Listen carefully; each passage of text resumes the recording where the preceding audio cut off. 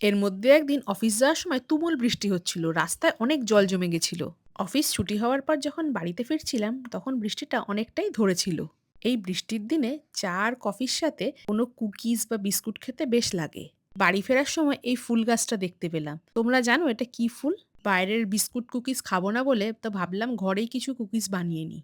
এর জন্য নিয়ে নিয়েছি 70 গ্রাম মতো ব্রাউন সুগার, চিনির গুঁড়ো নিয়েছি 20 গ্রাম, আটা নিয়েছি 100 গ্রাম, ওটসও নিয়েছি 800 গ্রাম, নরম বাটার নিয়েছি 120 গ্রাম। ব্রাউন সুগার, চিনির গুঁড়ো, বাটার একসাথে ঘুরিয়ে নিলাম। ওর মধ্যে নিয়ে নিলাম আটা, oats, baking soda, baking powder, একটু নুন আর সামান্য দুধ দিয়ে ভালো করে আটার মতো মেখে নিলাম। সঙ্গে ডার্ক চকলেটের টুকরোও দিয়েছিলাম। এবার কুকিজের শেপ দিয়ে ফ্রিজারে রেখে দিয়েছিলাম 10 থেকে 12 মিনিটের জন্য। 10 থেকে 12 মিনিট বাদে ফ্রিজ থেকে বার করে নেওয়ার পরে কুকিজগুলো এয়ার ফ্রায়ারে 165 ডিগ্রি সেলসিয়াসে 15 মিনিটের জন্য বেক করে নিয়েছিলাম। নাও তৈরি হয়ে গেল হেলদি এবং টেস্টি একটা কুকিজ। ওপরটা বেশ ক্রাঞ্চি ছিল এবং ভেতরটা নরম, আর চকলেটটাও খুব সুন্দর মেল্ট হয়েছিল।